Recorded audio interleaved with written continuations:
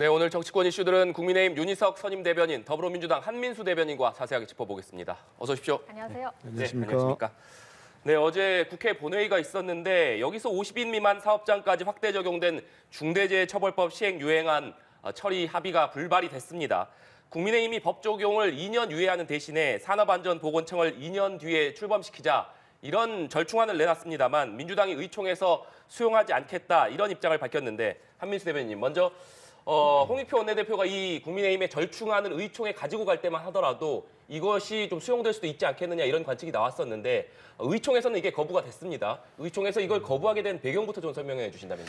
의총에서 여야 마찬가지로 네. 여야 원내대표 간에 합의된 내용도 국민의힘 같은 경우는 의총에서 거부되는 경우도 왕왕 있었습니다. 그러니까 이게 처음 이뤄지는 초유의 일 그런 건 아니고요. 네. 여야가 최종 타결하지 않은 상황에서 국민의힘의 제안이 나왔는데 이 제안의 내용이 그동안 이제 우리 당이 계속 요구했던 가장 핵심 중에 하나가 산업안전보건청 네. 아니겠습니까? 이걸 이제 여당에서 중지안으로 다시 역제안한 내용 같은 경우는 2년 유예하면서 이 산업안전보건청의 신설 시기도 똑같이 2년을 좀 미루자 이런 내용이 담겨 있고 좀 전에 저희 최혜영 의원이 원내대변인 논평을 낸 것도 이렇게 참고를 해보면 국민의힘에서 제안한 내용이 이 산업안전보건청에서 감독과 조사 기능이 빠졌다고 합니다. 그럼 가장 핵심적인 내용이 빠졌기 때문에 우리 의총에서 다수의 의원들이 찬반 토론이 있었는데 모두 반대를 하고 현행 시행된 중대재해처벌법 그대로 가는 게 좋겠다. 네. 이렇게 결론이 났고요. 또 그 시간대에 이제 국회 안에서는 많은 이제 산업 재해로 목숨을 잃은 희생된 분들의 유족분들이 많이 오셨습니다. 가령 이제 고 김용균 씨의 어머니 김미숙 씨도 오시고 해서 이분들의 절규가 울려 퍼졌죠. 이제 더 이상의 산업자의 현장에서 노동자들이 목숨을 잃는 일이 없어야 된다. 이런 얘기들이 있었기 때문에 일단 의총을 거쳐서는 우리 민주당은 국민의힘의 제안이 좀 부족하다. 현행 법이 시행되는 게 노동자들의 안전과 인권을 지키는데 낫다. 이런 판단을 한 걸로 알고 있습니다. 네. 국민의힘에서는 절충안을 내놨는데 민주당에서 일단 거부 입장을 밝혔기 때문에 여기에 대해서 어제 규탄대회도 여는 모습을 봤습니다만 국민의힘에서는 어떻게 좀 보고 계십니까? 일단 이 문제는 정파적인 이익에 따라서 판단할 문제가 아니라 사회 이슈 아니겠습니까? 산업 안전을 더 보장을 하자. 이 문제에 대해서 반대할 이유는 전혀 없죠. 다만 이것을 사업주를 처벌함으로써 그 안전을 얻을 수 있느냐 여부는 별개라고 생각을 합니다. 이 법의 유예를 저희가 얘기하는 것은 네. 50인 이하라고 얘기하지만 더 정확히 얘기하면 5인 이상 사업자의 사업주, 그 사업장의 사업주에게는 이런 중대재해처벌법이 적용된다는 데 있습니다. 그 5인 이상의 5인은 정규직을 의미하는 게 아닙니다. 알바생을 쓰더라도 5명 이상이 일을 해야만 운영되는 사업장이라면 모두 적용이 된단 말이에요. 그러면 동네에 조그마한 음식점이라든지 카페라든지 이런 데까지 모두 적용이 되는데 그 처벌의 강도가 굉장히 크다. 그리고 이것은 결과 책임입니다. 인과관계 없이 그냥 결과 책임이고 무과실 책임에 가까워요. 이것이 법체계상 용납될 수 있느냐 여부도 있기 때문에 산업안전지원청 또는 산업안전청을 만들어서 그러면 정말로 산업안전을 도모하는 제도적인 장치를 마련하자. 그래서 저희가 제안을 했는데 그 내용이 민주당이 보기에는 미흡하다고 판단한 걸로 저는 보입니다. 그렇다면 아직은 협상의 여지가 있다고 저희는 긍정적으로 생각을 합니다. 양당에서 다시 협상을 해서 어쨌든 당장 5인 이상 작은 사업장에서조차 이러한 법이 가혹하게 적용되는 것만은 막자는 그런 절박한 요청을 다시 한번 드립니다. 예. 여야 입장 들어봤는데요. 대통령실 입장은요. 중소기업과 영세 소상공인의 절박한 사정을 고려해 유예를 촉구했는데 민주당이 끝내 외면했다면서 대단히 유감스럽다는 입장입니다.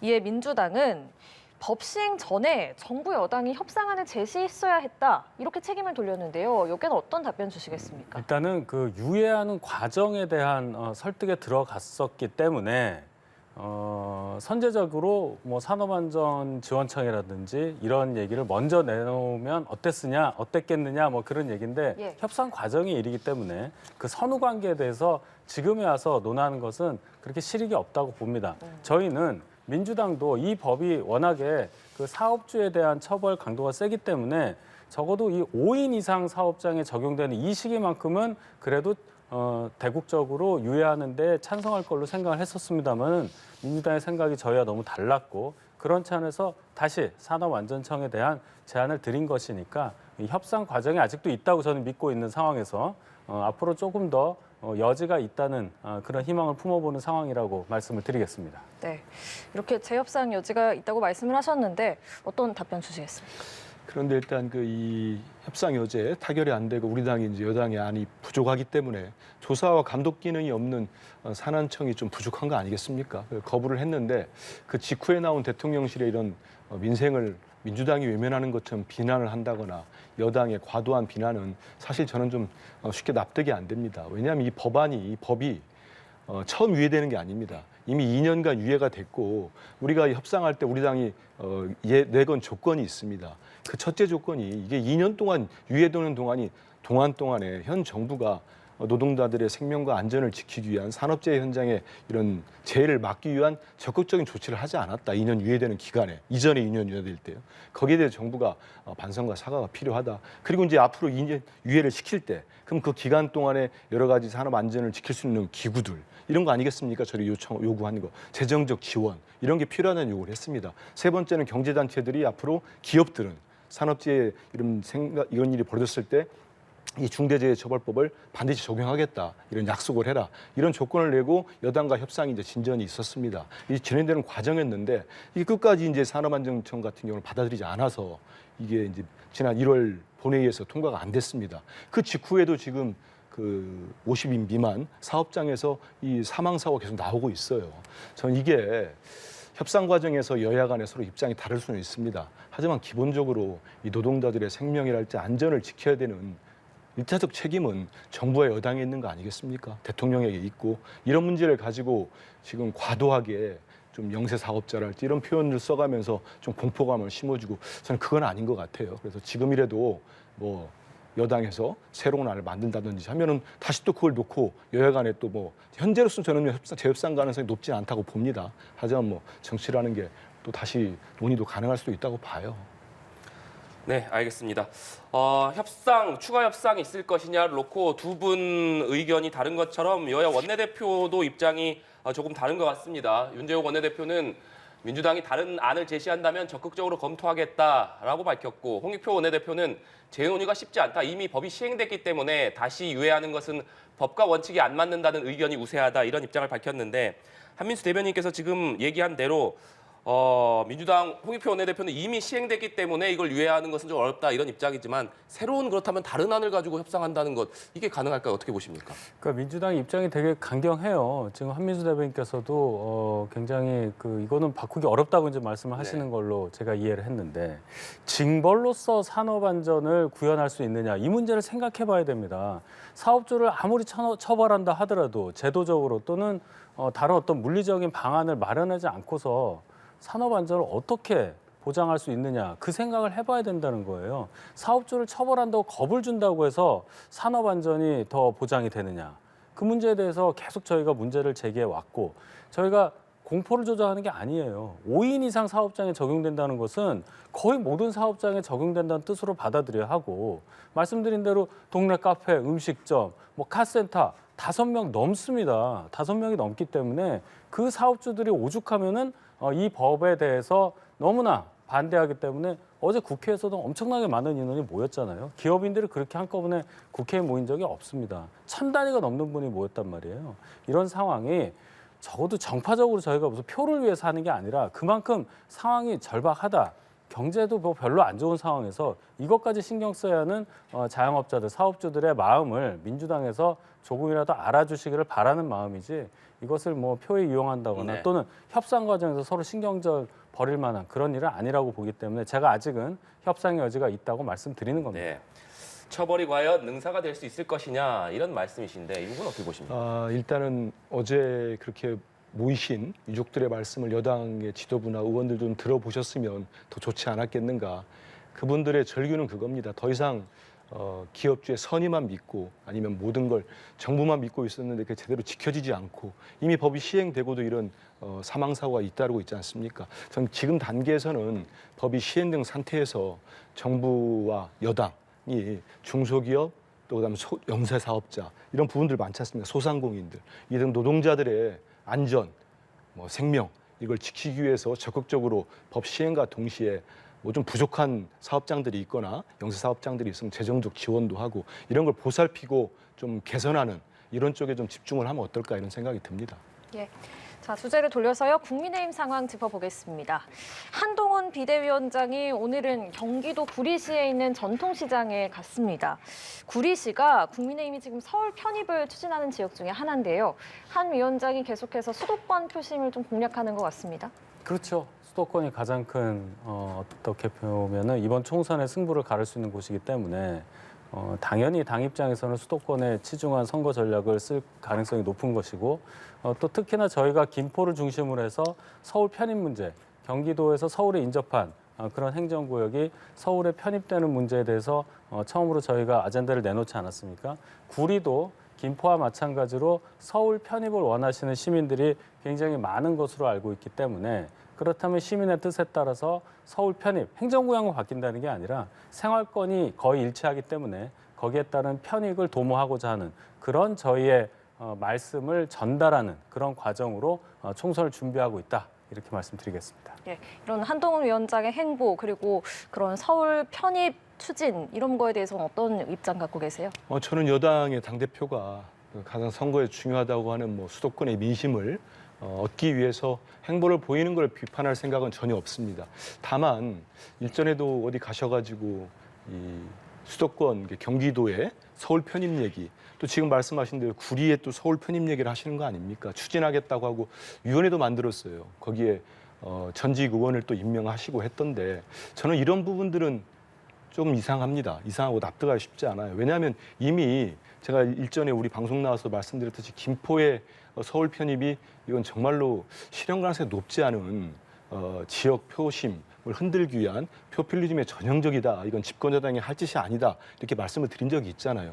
근데 이미 결론이 났어요. 김포 시민들 제가 거기 지역구 의원 박상희 의원하고 절친하기 때문에 한번 물어봤습니다. 근데 처음에는 표심이 그랬었는데 지금은 그 지역 주민들이 이거 정말 여당에게 우리가 우롱당했다 이런 생각들을 많이 하신다는 거예요. 왜냐하면 이게 여당에서는 당시 이번 위원회 말고 또 만든 위원회가 있어요. 조경태 의원이었나요? 위원회 만들어가지고 추진을 했었는데 정부에서 총선 전에는 이미 주민투표를 할 수 있는 여건이 안 된다고 했습니다. 그래서 불발이 돼버린 겁니다. 김포의 서울 편입이. 현실적으로 불가능합니다. 이거는 정부 내부에서 논의조차가 안 됐어요. 그럼 이 공약이 사실 폐기된 거 아닙니까? 근데 지금 다시 또 한동훈 비대위원장은 전임 김기현 대표 때 추진된 정책이라 제대로 이해를 못 하셨는지 모르겠습니다만은 이미 그 김포의 서울 편입이 거의 지금 이제 완전 폐기된 공약인데 여기에서 구리 가서는 또 구리 그 말씀하시고 인접 도시 가면서마다 전부 다 서울 편입 얘기하시겠습니까? 이거는 정부 여당이 너무 빌공짜 공약을 하는 거고 무엇보다도 저는 지금 지방 소멸과 인구의 소멸 위기 상황에서 지방을 육성해도 지금 부족할 판입니다. 근데 서울을 메가시티로 만들겠다는 여당의 이런 정책 기조가 저는 맞지 않다고 봅니다. 네.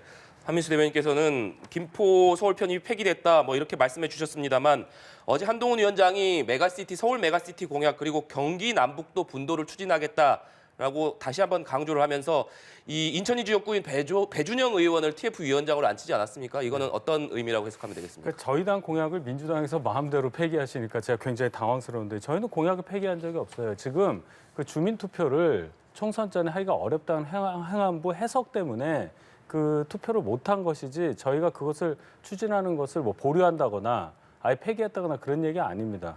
거기에 따라서 김포와 구리, 서울 편입을 원하는 행정구역에 대해서는 서울 편입을 추구한다는 말씀을 계속 드리고 또 경기 남북도 분도 관련해서도 저희가 그것도 개별적으로 추진하겠다는 말씀을 드린 것은 경기도에 서울 편입을 원하는 데만 있는 건 아니에요. 예를 들어 의정부 같은 곳은 경기 남북도 분리를 원합니다. 그런 곳에 필요해. 그곳 주민들의 행정 수요에 맞춰서 여당의 입장에서 대응을 하는 게 맞는 것이지 이것을 지방 소멸과 대응해서 생각하는 것은 좀 다르다. 이런 말씀도 제가 또 덧붙여서 드려야 되겠어요.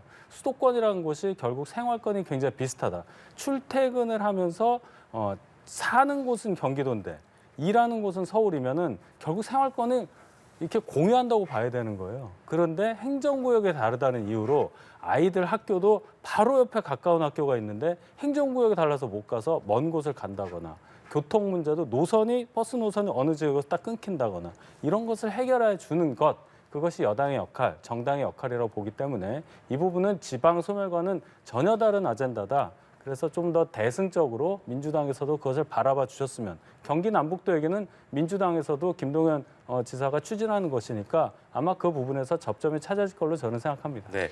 근데 서울 메가시티 부분은 그 김기현 대표도 말씀하시고 지금 한동훈 대표도 이제 비대위원장도 말씀하시는데 조금 더 좀 고민을 좀 하셨으면 좋겠어요. 철학이라는 부분도 있고 우리 국토 균형 발전이라는 건 진보 보수 정권을 떠나서 이명박 정부나 박근혜 정부도 꾸준하게 추진해 왔던 겁니다. 이미 수도권 인구가 전국 전체 인구의 절반을 넘어섰습니다. 이런 상황에서 경기도의 도시들을 모두 서울로 편입시킨다면 뭐 어떻게 됩니까? 일각에서는 그런 얘기까지 나왔잖아요. 그럼 제주도 빼고는 다 서울로 해버려라. 이런 정말 조롱 같은 비판도 나왔습니다. 그리고 김포를 서울로 편입시키면요, 전 세계 어느 수도가 접경 지역에 붙어버립니다. 김포도면 어떻게 되신지 아시지 않습니까? 지도 자체가 북한하고 접경 지역이 됩니다. 서울 수도가. 이런 거 생각이나 하고 말씀하십니까? 그리고 전 무엇보다도 국토 균형 발전은 우리가 나아가야 될 가치예요. 대통령께서도 공약도 거셨고 지금 무슨 지방위원회까지도 만들지 않았습니까? 그런 말씀을 하면서 지금 수도권에 있는 총선이 목전에 왔다고 해서 그 표심을 얻겠다고 흔들어대면은 제가 왜 말씀드립니까? 김포에 있는 시민들 얼마나 기대가 컸습니까? 그때 우리 당에서는 사실 이런 걸 내놨습니다. 김포 시민들의 가장 큰 현안이 교통 문제 아닙니까? 그리고 지하철 5호선 확장 문제. 예타를 면제하고 예산을 빨리 발정하자. 여당의 제안까지 했습니다. 이게 상당히 실질적인 부분이에요. 근데 실제로 지금 말씀한 대로 정부 행안부 같은 경우는 투표 자체를 안 한다는 거예요. 총선 전에는. 뭐 추진이 안 되는 거 아닙니까? 그러면 내일 총선 때 국민의힘이 수도권에서 김포나 이런 도시들에서 선거 지면은 이거 뭐 안 한 걸로 다 끝나는 겁니까? 전 그래서 조금 더 이런 부분은 당장 급한 표보다는 조금 더 깊은 고민과 함께 정말 우리 국토 모두 전 국민이 골고루 잘 살 수 있는 이런 방향성이 있지 않습니까? 이미 그거는 정권에 따라서 바뀔 수가 없는 거라고 저는 생각합니다. 그 공허한 말씀을 좀 하시는 거예요. 제가 의정부는 경기 남북도 분리를 원한다고 말씀을 드렸잖아요. 전국토를 서울에 편입하라뇨. 의정부만 해도 경기 북도로 남고 싶다는 거예요. 서울에 인접한 부분 중에 예를 들어 김포, 구리 이런 데는 서울 편입을 원하니까 저희가 거기에 대응한다는 얘기지 무슨 전국토를 서울로 메가시티로 만든다는 얘기입니까? 그런 얘기는 전혀 안 맞으니까 좀 맞게 말씀을 해주셨으면 좋겠어요. 제가 그 반박을 하다가 안 맞는 말씀하시니까 이렇게 강조하니까 그 말씀하실 때 예를 좀 잘 들어주셨으면 제가 분명히 의정부 얘기했습니다. 그 얘기가 왜 나왔냐면요. 이제 그 김포 나왔을 때 구리, 고양, 광명 그러게 있는 국민의힘 당협위원장들인가요? 의원들이 모두 우리도 하겠다. 거의 뭐 결의대회도 하고 입장도 밝혔더라고요. 그런 식으로 하면은 거의 뭐 경기도에 있는 큰 옆에 있는 서울 인접한 큰 도시들이 다 서울로 편입되는 거 아니냐. 한참 들썩들썩했습니다. 그리고 가장 먼저 국민의힘이 주안점을 둔 데가 김포였어요. 근데 이 김포 추진 자체가 지금 거의 뭐 흐지부지 되고 공약이 폐기되는 수준이 온 거 아닙니까? 이런 상황에서 지금 집권당 대표가 다른 또 지역에 가가지고 이런 말씀을 한다는 거는 저는 맞지 않다. 이런 말씀드린 거고 아까 말씀하신 이런 전국토와 이러면 다 편입한다는 거냐? 이거는 뭐 제 얘기가 아니고 당시 이런 추진을 할 때 많은 기사들에 보면은 국민들의 여론이 그런 지적들이 많이 있었습니다. 그 얘기를 드린 겁니다. 네, 말씀을 바꾸시네요. 그리고 그 행안부에서 그 주민투표가 미뤄진 그 부분 때문에 공약이 흐지부진다고 말씀하시는 것도 자의적으로 해석하시는 거예요. 저희는 절대로 저희 공약에 대해서 철회한다거나 보류한다거나 그런 얘기 한 적이 없고 한동훈 비대위원장이 와서 더 강조하고 있지 않습니까? 절대로 그런 거 아니다. 주민투표가 총선 이후에 있다 하더라도 뭐 총선 때까지만 사는 거 아니잖아요. 저희 계속 추진한다. 이게 맞다고 생각하기 때문에 행정수혜, 주민의 행정수혜에 대응할 것이다. 이 말씀을 다시 확실하게 드리겠습니다. 예, 두 분께서 말씀하시는 그런 주장들의 요지는 아마 시청자분들이 많이 파악을 하셨을 것 같고요. 한동훈 위원장이 공천에서 후보자들에 대한 당 기여도 평가를 직접 하겠다고 밝혔습니다. 그래서 이게 일각에서는 또 어떤 비주류 천외기, 낙하산 공천 이런 걱정이 또 나오더라고요. 이 부분은 어떻게 보십니까? 그러니까 그거는 좀 보셔야 될 게 자, 그럼 당 기여도를 어떻게 평가를 할 거냐, 누가 평가냐가 제일 중요하겠죠. 그럼 공관위 자체적으로 한다고 한다면 공관위원이 저희가 위원장 포함해서 10명인데 10명 중에 7분이 당 밖에서 오신 분이에요. 그 밖에서 오신 분들이 어떤 후보자에 대해서 당 기여도를 평가할 수 있는 정보는 제가 볼 때 서류상으로 오는 거 외에는 없을 거라고 봅니다. 적어도 당에 있는 분이 내부자가 그래도 가장 잘 아는 부분이 그 당 기여도에 대한 평가 부분이라고 볼 때 당 지도부에서 어떤 후보자들에 대해서 뭐 현역 의원이 됐건 당협위원장이 됐건 뭐 당직자가 됐건 간에 평가를 해서 그 평가를 공관위에서 받아주는 것이 가장 합리적으로 보는 것이 맞다고 저는 생각을 하거든요. 그렇기 때문에 이것을 단지 그냥 그럼 한동훈 위원장 마음대로 평가를 하는 거냐? 그렇지가 않죠. 한동훈 위원장도 저희 당에 온 지 한 달 조금 넘었습니다. 결국은 당 사무처도 있는 거고요. 당에 또 다른 중책을 맡고 있는 분들이 많으니까 당 지도부가 그 평가 관련해서 어느 정도의 주도권을 가지고 평가한 다음에 공관위에 전달한다. 이렇게 보는 것이 맞지. 마치 한동훈 위원장이 마음대로 해서 뭐 말씀하신 대로 비주류를 솎아낸다거나 특정인에 대해서 불이익을 주거나 이익을 준다거나 이렇게 해석하는 것은 굉장히 과하다고 저는 봅니다. 예, 상대당 입장에서는 어떤 말씀 주시겠습니까? 진짜로 이거 합니까? 난 도대체 믿기지가 않더라고요. 보도를 보고 안 믿겠어요. 뭐 점수가 100점 만점에 만약 15점인가 뭐 그 점 되는 거 좀 비중이 상당히 큰 것 같은데 역으로 한번 제가 묻고 싶어요. 만약에 우리 이재명 대표가 지금 민주당 공천하는데 직접 평가해서 점수를 이렇게 주겠다. 난리 났을 겁니다. 한동훈 비대위원장 벌써 언론들 앞에 서가지고 이러니까 사당화 소리 듣는 겁니다. 가만히 있지 않았을 거예요. 이거는 저는 글쎄요. 이렇게 하면은 아무리 저기 국민의힘 지금 뭐 좀 조용해졌습니다마는 그냥 갈 수 있을까요? 그런 게 좀 이해할 수가 없어요.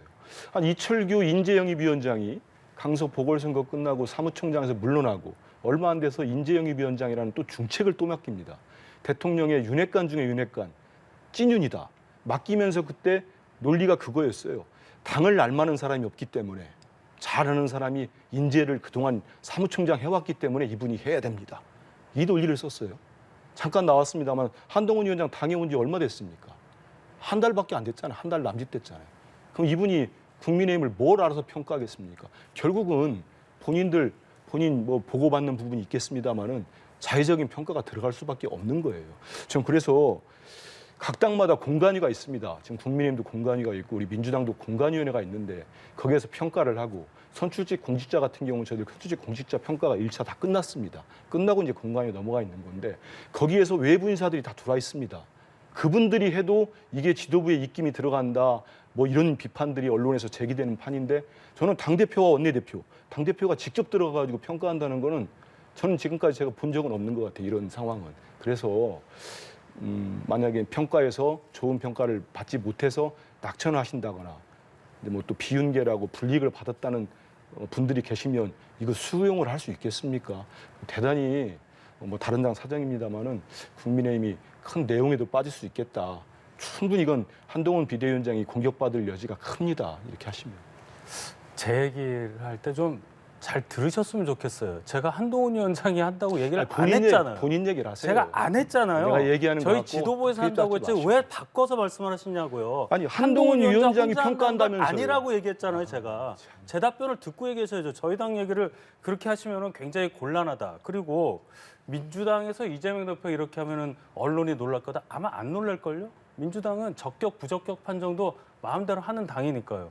그리고 뭐 비적격 대상이 아닌 뭐 여러 가지 음주운전이라든지 뭐 막말이라든지 이런 기준도 이재명 대표는 다 피해가게끔 만들어놨어요. 그래서 언론들이나 국민들은 그다지 놀라지 않을 거다. 이 말까지만 제가 드리겠습니다. 합리적인 좀 지적을 하고 하면은 그냥 좀 들으시면 좋을 것 같아요. 자꾸 그 얘기하는 사람을 공개해버리면 어떻게 됩니까? 평소에는 안 그러셨는데 오늘 좀 시청자가 보고 계시잖아요. 당황스러운데 왜냐하면 당황스럽겠죠. 이 질문 당황스러우실 거예요. 왜냐하면 제 얘기를 자꾸 엇갈려서 얘기하시니까요.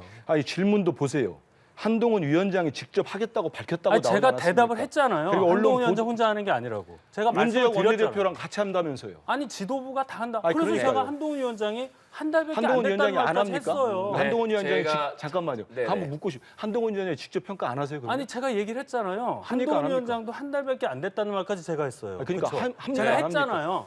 이 제가 그 내용과 말을 했잖아요. 관련해서는 저희가 또 아니, 잠시 후에 잠시만요. 네, 왜냐하면 다시, 한동훈 네. 위원장이 직접 평가를 한다고 많은 보도가 났고 지도부 내에 한동훈 위원장 들어있지 않습니까? 아니, 저희 당 사정을 왜 그렇게 억지로 부리세요? 네, 저희가 아니라니까요. 알겠습니다. 저희가 요 내용과 그러면 관련해서는 잠깐만요. 그런데 네. 그렇게 받아들일게요. 한동훈 위원장은 평가에 안 하는 걸로 알고 있으면 됩니까? 아니, 저 한국말을 못 알아듣시는 거예요. 한동훈 비대위원 중 포함한 지도부가 한다고 얘기했지 두 분께서 않습니까? 이게 뜨겁게 토론해 주시고 계신데 제가 잠시 좀 개입을 해야 될 것 같습니다. 네, 요 내용과 관련해서는 저희가 추가적으로 좀 짚어보도록 하고 요 내용은 이쯤에서 좀 정리를 하겠습니다. 민주당 얘기로 넘어가 볼까 하는데 문재인 전 대통령 저격수로 불렸던 이현주 전 의원 민주당 복당 문제를 놓고 친문계가 반발하고 있습니다. 친명 대 친문, 계파 갈등으로 번지는 것 아닌가 이런 해석이 나오고 있는데 이현주 전 의원의 발언부터 듣고 오시겠습니다. 내가 만약에 합류를 한다면 제 역할이 있을 거 아닙니까? 예, 그죠? 물론이죠. 기여를 해야 되잖아요. 윤석열 정권의 어떤 견제하는 부분. 근데 그 부분은 제가 많은 도움이 될 것 같아요. 그 다음에 또 당내 혁신 문제가 있을 거고, 그전 정권에 대해서도 저도 좀 그때 욱해서 말을 좀 심하게 했던 이런 건 저도 만약에 복귀한다면 또 풀어야 되겠죠. 이제 운동권 기득권, 지금은 또 검찰 기득권 이렇게 계속 싸워왔는데 민민화하는 방향으로 가면 좋겠다. 네. 이현주 전 의원 최근에 국민의힘을 탈당을 했고 알려지기로는 이재명 대표가 이현주 전 의원에게 복당을 제안했다 이런 보도가 나온 지 일주일 정도가 지난 것 같습니다. 아직까지 이현주 전 의원이 복당할 것인지에 대해서 결정을 내리지 못하고 있는 상황으로 좀 전해지고 있는데 오늘 인터뷰를 통해서 만약에 합류를 한다면 역할이 있을 것이다. 기여를 해야 한다. 윈윈하는 방향으로 가면 좋겠다. 이 발언만으로 봤을 때는 이현주 전 의원이 복당하겠다 이런 의사로 보입니다. 앞서 홍익표 원내대표가 한 인터뷰에 나와서 이현주 전 의원이 만약에 복당한다라고 하면 선당 후다의 정신으로 뭐 불출마를 선언하는 방법도 고려해 볼 수 있겠다 이런 얘기를 하면서 이게 좀 당내에서 이현주 전 의원에 대한 심상치 않은 분위기를 좀 반영한 발언이 아니냐 이런 해석도 나왔었거든요. 이현주 전 의원의 복당 여부에 대해서 당내에서 어떤 좀 입장들을 가지고 계신지가 궁금합니다. 민주정당에서 모두가 한 목소리를 낼 수는 없다고 봅니다. 그런데 이현주 전 의원을 이제 필요하다, 우리 당에 돌아오는 게 좋겠다 이렇게 생각하는 측에서는 네.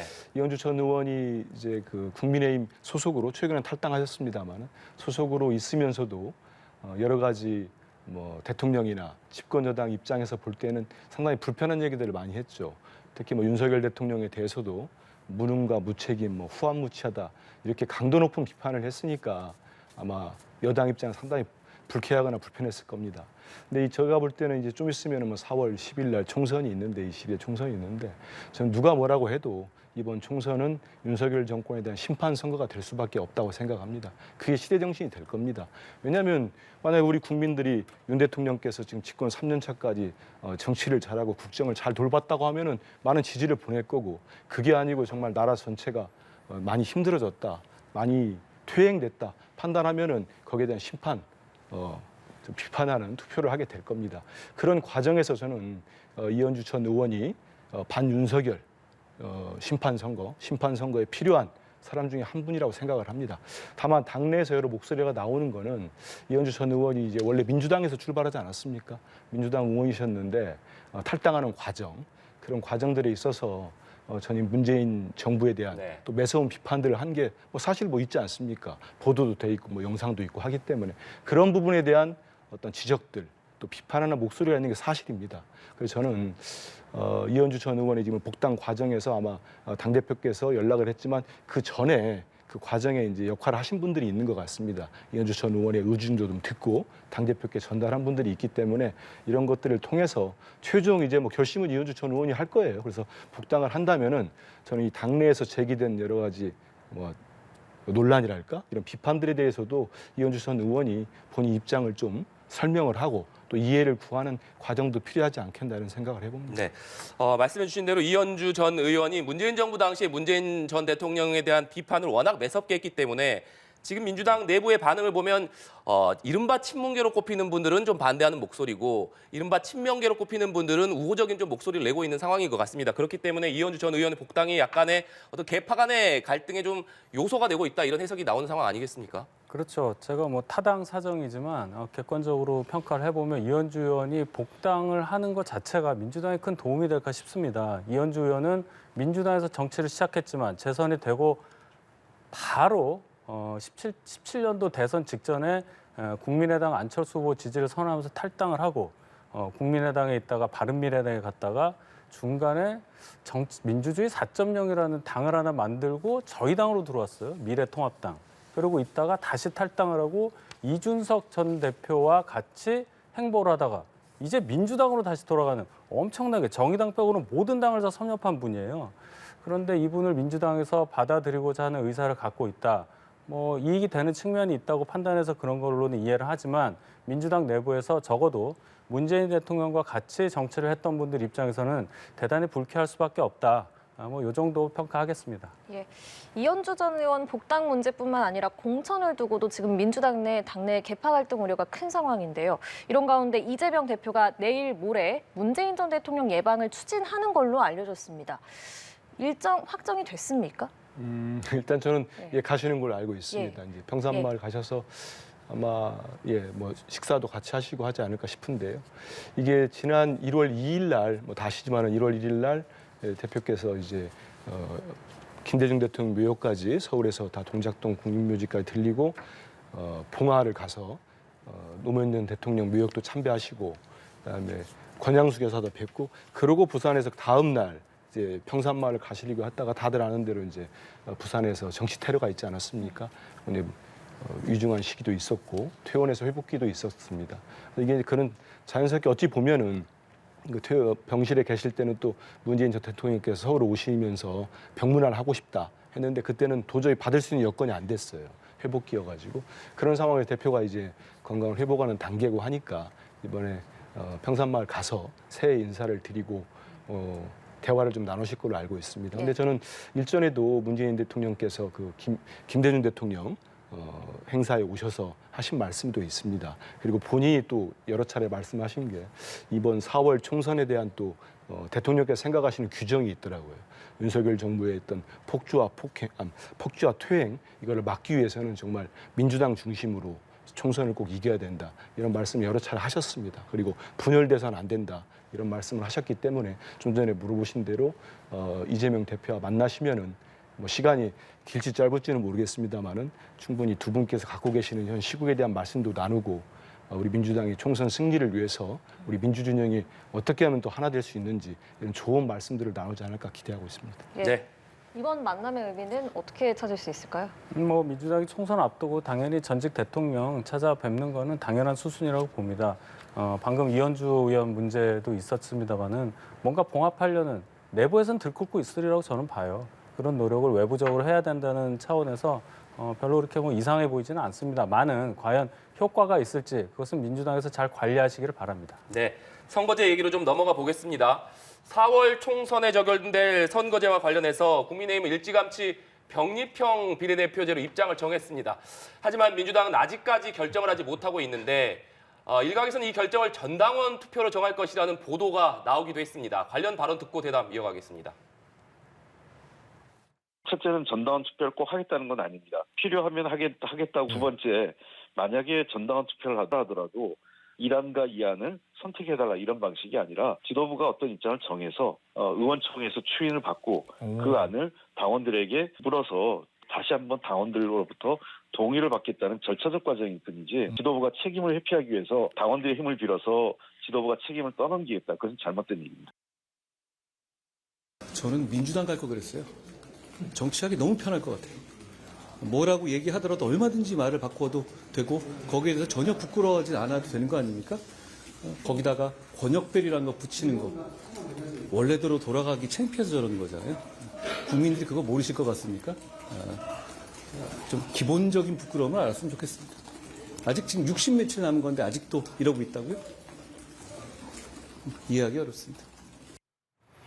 네, 이 선거제를 어떻게 할지와 관련해서 민주당 지도부가 조금 전에 비공개 최고위원회의를 열었는데 여기에서 이재명 대표에게 위임하겠다 이런 결정을 내렸습니다. 한민수 대변인, 이재명 대표에게 위임을 하겠다는 것이 그러니까 선거제를 어떻게 할지를 위임하겠다는 것인지 아니면 전당원 투표를 할지 말지까지 이재명 대표에게 위임하겠다는 것인지 좀 어떤 의미인가요? 일단 그 말씀을 네. 드리기 전에 저는 한동훈 비대위원장은 왜 저렇게 야당 대표나 야당만 궁극이 합니까?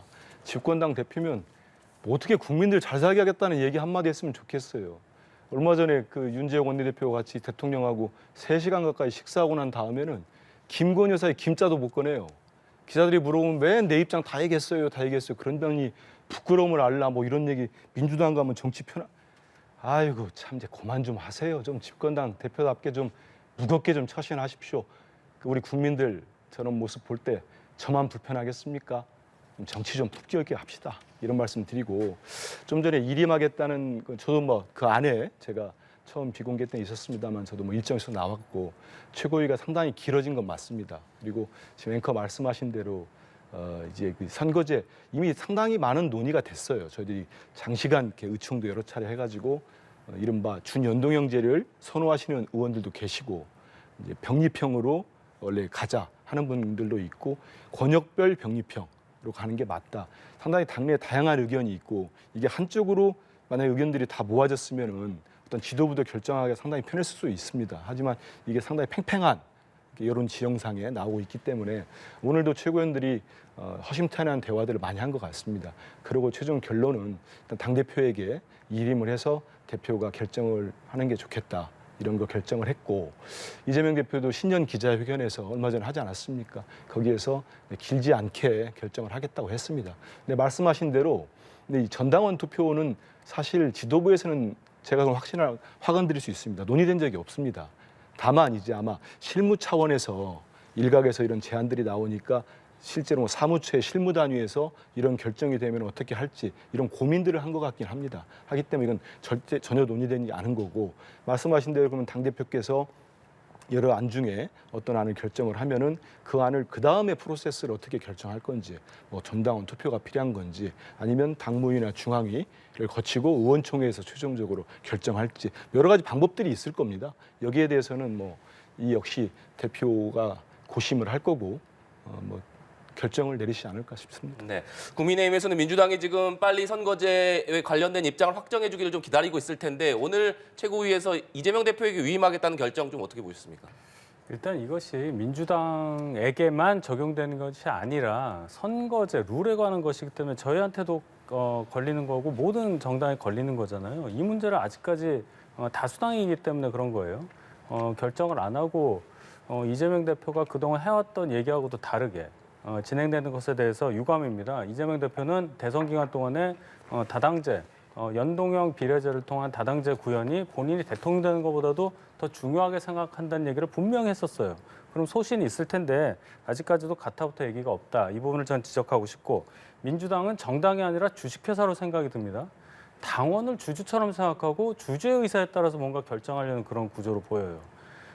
회사도 주주의 의견에 따라서 뭔가 많이 결정하긴 하지만 고객을 더 많이 생각합니다. 정당의 고객은 국민인데 국민이 어떻게 생각하는지에 대해서는 글쎄요. 그렇게 큰 관심을 안 보이는 것 같아서 이것 또한 유감이다는 말씀을 드리고 빨리 좀 결정해 주시기 바랍니다. 저희는 병립형을 하든 연동형을 하든 준비가 다 돼 있는데 어느 정도는 그래도 가닥을 잡아주셔야 절대 다수인 민주당의 뜻에 따라서 저희도 룰을 맞출 테니 제발 좀 결정해달라 이 말씀을 드리고 아직까지도 이재명 대표가 아무 얘기도 안 하고 있으니까 저희가 뭐 기다릴 수밖에 없다는 말씀을 드립니다. 예. 저희가 좀 무력하긴 한데요. 룰이니까 어느 정도 이것은 협상도 하면서 결정해 주시길 바란다. 이 말씀도 덧붙입니다. 예.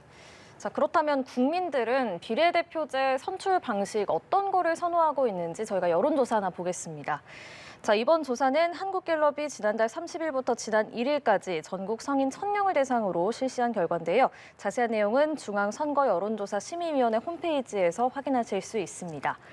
자, 표를 보고 계신데요. 비례대표 배분 방식과 관련해서 유권자의 38%가 병립형을, 34%는 연동형을 선호한다는 결과가 나왔습니다. 나머지 29%는 의견을 유보했고요. 2018년과 2019년에도 실시한 조사에서는 당시에 여당이던 민주당 지지자 과반이 연동형 비례대표제 도입에 긍정적이었는데 2024년 지금은 민주당 지지자 일부가 병립형으로 입장을 바꾼 것으로 나타났습니다. 이 여론조사 결과 어떻게 해석하십니까? 여기에서 봐도 38%는 병립형, 34%는 연동형 선거 결과가 나와서 뭐 윤 대변인 좀 전에 이제 국민들께 물어봐라 했는데 국민들께서도 팽팽한 것 같습니다. 왜냐하면 이제 여야를 지지하는 국민들도 계시고 이제 뭐 무당층도 계시는데 이제 그분들 입장에서 모르겠다는 뭐 답변도 꽤 높지 않습니까? 이제 판단 안 내리고 계신 것 같습니다. 이 역시 보면은 저는 이번에 이제 연동형이냐 병립형이냐 이건 저는 선악의 문제는 아니라고 봅니다. 선거의 룰이고 하기 때문에 이건 선택의 문제죠. 뭘 선택할 건 거냐 이런 결정을 할 시기가 온 것 같고 저는 뭐 전당원 투표가 이제 일부 언론에서 뭐 실무 차원에 준비되고 있다는 걸 보도가 되면서 뭐 논란이 됐습니다만은 이런 생각을 해봅니다. 당원이 예전처럼 뭐 국민의힘도 상당히 당원이 많을 거예요. 근데 우리 당 같은 경우 당원이 많은데 예전에 뭐 정말 대의원 포함해서 10,000명, 10만 명 이럴 때면은 정말 국민들과 동떨어진 의견이 나올 수 있다고 봅니다. 하지만 지금 우리 당 같은 경우도 권리당원만 뭐 투표권이 있는 권리당만 해도 120만이 제가 넘는 걸로 알고 있습니다. 저는 뭐 140만 정도 되는 걸로 알고 있는데 일반 당원들까지 포함하면은 한 250만 명이 됩니다. 정말 많은 당원이죠. 이 당원들이 생각하시는 거가 또 얼마나 중요하겠습니까? 저는 국가의 주인은 국민이듯이 당의 주인은 당원이 맞습니다. 맞는데 저희들이 이제 이런 선거제 빨리 결정해달라는 뭐 저기 촉구에 대해서는 저는 충분히 일리가 있다고 봐요. 왜냐하면 선거가 목전에 다다른 거 아니겠습니까? 근데 예전에 제가 이제 기자하면서 취재할 때도 보면은 이 선거제는 정말 막판에 가서 여야가 합의를 하는 경우가 거의 대부분이었습니다. 그러다 보니까 2월 초까지 왔는데 저희들도 이제 당대표가 일임된 권한을 가지고 또 신중하게 판단해서 저는 뭐 크게 오래 걸리진 않을 거라고 봅니다. 그 결정이 되면은 우리 국민들께 우리 민주당이 결정한 부분에 대한 또 말씀도 드리고 또 이해도 구하고 그런 부분들 그 전에 이제 우리 여러 가지 절차가 있지 않겠습니까? 거치겠다는 말씀 드리겠습니다. 예, 국민의힘은 병립형으로 입장을 정했는데 연동형을 선호하는 유권자도 34% 이렇게 나왔고요. 이 여론조사 결과 어떻게 보십니까? 그래서 저희가 둘 다를 준비하고 있다고 말씀을 드리지 않았습니까? 근데 중요한 건 어쨌든 정당들이 모여서 이 선거제도에 대해서 합의를 해서 선거법을 고치는 과정이 분명히 있기 때문에 지금 민주당이 절대 과반을 의석수 국회에서 점유하고 있으니까 빨리 정해달라. 그래서 저희와 협상을 해서 어느 정도는 다 합의하는 룰로 가는 게 맞다. 이 원론적인 말씀밖에는 못 드린다는 거죠. 네, 알겠습니다. 마지막으로 이 내용 좀 짚어보겠습니다. 윤석열 대통령이 오는 7일에 언론사 단독 대담을 통해서 새 전국 구상을 밝힐 것으로 알려졌습니다.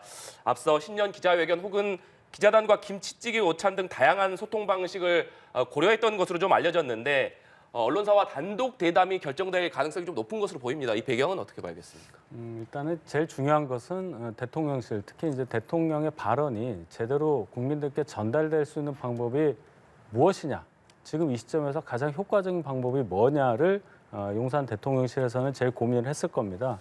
여러 고민 끝에 아마도 언론사와 단독 대담을 통해서 대통령의 메시지를 국민께 전하는 방법을 선택한 걸로 제가 들었습니다. 네. 아직 뭐 결정된 건 아니니까요.